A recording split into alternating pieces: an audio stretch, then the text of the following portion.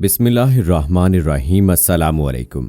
इल्म की बात चैनल देखने वालों को राव कमर रिजवान नई वीडियो में खुश आमदीद कहता है। दोस्तों, इंसान की तख्लीक से पहले अल्लाह ताला ने कायनात में जिन्नात को तख्लीक किया।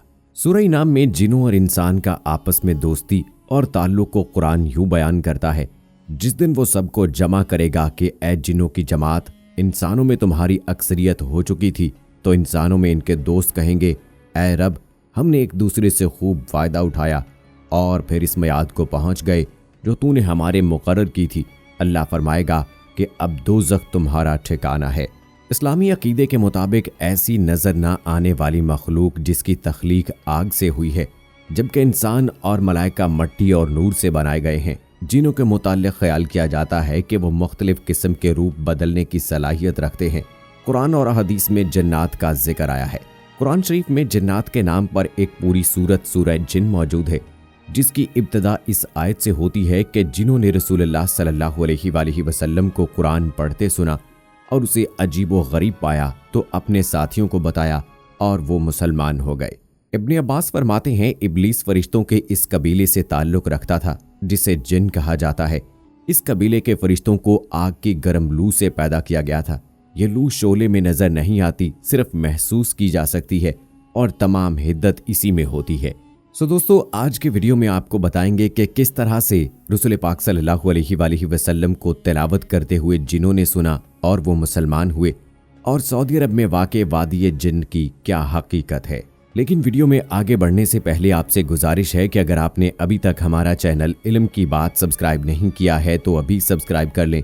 साथ में बेल आइकॉन को ज़रूर प्रेस कीजिएगा ताकि लेटेस्ट अपलोड होने वाली हमारी वीडियोस का नोटिफिकेशन आपको बर वक्त मिलता रहे।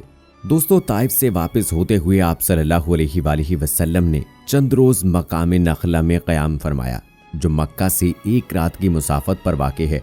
दौरान क़याम एक रात नमाज तहज्जुद में आपने पहली रकत में सूरह रहमान और दूसरी में सूरह जिन तिलावत फरमाई।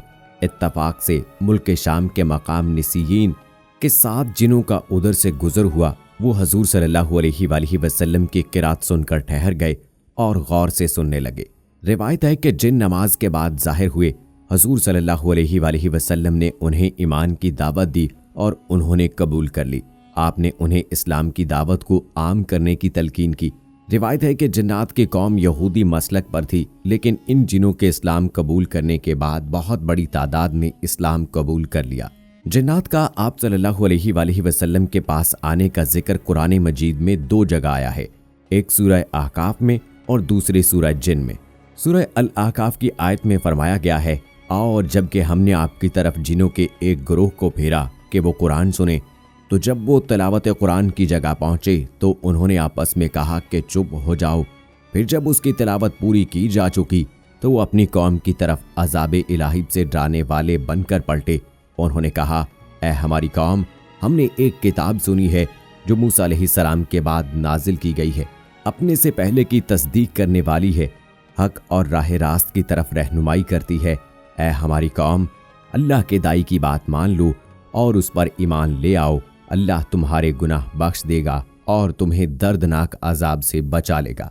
सूरह जिन की आयत में फरमाया गया है, ऐ पैगंबर, लोगों से कह दो कि मेरे पास वही आई है कि जिनों में से एक जमात ने इस किताब को सुना तो कहने लगे कि हमने एक अजीब कुरान सुना है जो भलाई का रास्ता बताता है, तो हम उस पर ईमान ले आए और हम अपने परवरदिगार के साथ किसी को शरीक न बनाएंगे। जिनों की आमद और कबूल इस्लाम का वाक़या दर हकीकत अल्लाह ताला की जानिब से दूसरी मदद थी, जो उसने अपने गैब मकनून के ख़जाने से अपने इस लश्कर के ज़रिए फरमाई थी, जिसका इल्म अल्लाह के सिवा किसी को नहीं। फिर इस वाक़े के ताल्लुक से जो आयात नाजिल हुई, उनके बीच में नबी करीम सल्लल्लाहु अलैहि वसल्लम की दावत की कामयाबी की बशारतें भी हैं और इस बात की वजाहत भी कि कायनात की कोई भी ताकत इस दावत की कामयाबी की राह में हाइल नहीं हो सकती। चुनाचे इरशाद होता है, जो अल्लाह के दाई की दावत कबूल ना करे वो ज़मीन में अल्लाह को बेबस नहीं कर सकता और अल्लाह के सिवा इसका कोई कारसाज है भी नहीं, और ऐसे लोग खुली हुई गुमराही में हैं। तो दोस्तों, कुरान मजीद की सूरह जिन से ये बात साबित होती है कि इंसानों के अलावा अल्लाह ताला ने एक मखलूक जिन्नात को भी पैदा किया है। और सिर्फ इतना नहीं, कुरान पाक की कई दीगर सूरतों में जिन्नात का जिक्र भी मिलता है।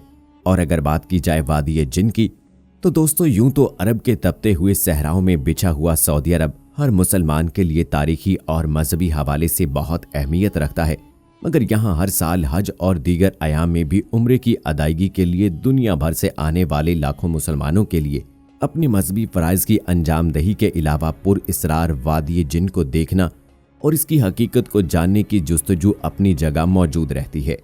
21वीं सदी के इस दौर में जब इंसान अपनी अक्ल और तजर्बे को ही अपने इर्द गिर्द मौजूद अशिया को परखने की कसौटी समझने लगा है, तो इसके लिए वादी जिन की हकीकत और इससे मुंसलिक बेशुमार वाक़यात पर यकीन रखना काफ़ी दुश्वार मालूम होता है। वादी जिन मदीना मुनव्वरा से शुमाल मशरिक के जानिब 35 किलोमीटर के फासले पर वाक़ है।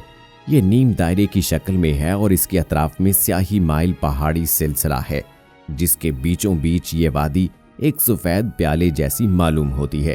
शायद इसी वजह से वादी बैज़ा यानी सफ़ेद वादी कहलाती है। कुछ लोगों का तसव्वुर ये है कि यहाँ आबाद जिन्नात लोगों को जल्द से जल्द बाहर धकेलना चाहते हैं। यही वजह है कि वादी की मखसूस हदूद में दाखिल होने वाली किसी भी गाड़ी को अगर बंद कर दिया जाए तो वो गाड़ी खुद ब खुद वादी से बाहर की जानिब चलना शुरू कर देती है। और हैरत की बात यह है कि जिस सिमत को गाड़ी खुद ब खुद चलने लगती है वो रास्ता ढलवान की बजाय चढ़ाई वाला होता है। इसी तरफ मदीना मुनव्वरा शहर भी है और वादी जिन में दिन के वक्त तो सन्नाटा छाया रहता है, लेकिन सुनने में आया है कि रात के औकात में यहाँ रुकने वाले अफराद को इंतहाई हैरत अंगेज तजर्बात का सामना भी करना पड़ता है। मदीना और अतराफ की आबाद में रहाइश पजीर मकामी बासियों के मुताबिक ज़माना कदीम ही से ये जगह जिन्नात की आमाजगाह रही है और अभी तक यहाँ जिन्नात कसीर तादाद में मौजूद हैं और अपनी सी वादी में किसी इंसान को बर्दाश्त नहीं करते। और यही वजह है कि रात के वक्त यहाँ क़याम करने वाले अक्सर अफराद को बाज़ औक़ात संगीन नताइज का सामना भी करना पड़ता है। संगलाख पहाड़ों पर मुश्तमिल इस वादी की चट्टानों में ऐसे सुराख भी पाए जाते हैं जिन्हें यहाँ के रहायशी जिन्नात की रहायश गाहों से मंसूब करते हैं।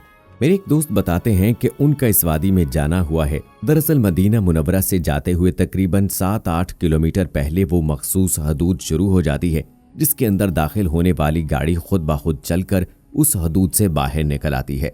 वो कहते हैं कि जब हम वहां पहुंचे तो सड़क पर बहुत कम गाड़ियां रमादमा थी। जैसे ही हमारी गाड़ी इस मखसूस हदूद में दाखिल हुई, गाड़ी का इंजन जोर लगाने लगा, जैसे गाड़ी इंतहाई बुलंदी की तरफ जा रही हो।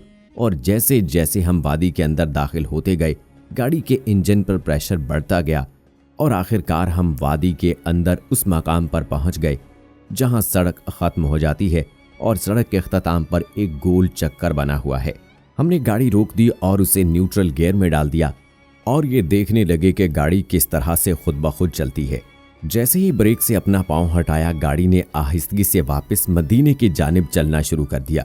हमने देखा कि आगे चढ़ाई थी, यानी सड़क बतदरीज बुलंदी की तरफ जा रही थी। गाड़ी की रफ्तार बतदरीज बढ़ती जा रही थी। सड़क पर हमारे अलावा इक्का दुक्का गाड़ियां दिखाई दे रही थी। मैंने मुसलसल इस बात पर नजर रखी कि गाड़ी न्यूट्रल गियर में ही है और इसके साथ साथ स्पीडोमीटर पर भी निगाह रखे हुए था। गाड़ी की स्पीड बढ़ती गई, यहाँ तक कि स्पीड 110 किलोमीटर फी घंटे तक जा पहुंची। मैं सोच रहा था कि या इलाही, ये माजरा क्या है कि गाड़ी खुद ब खुद इतनी रफ्तार से कैसे चल रही है।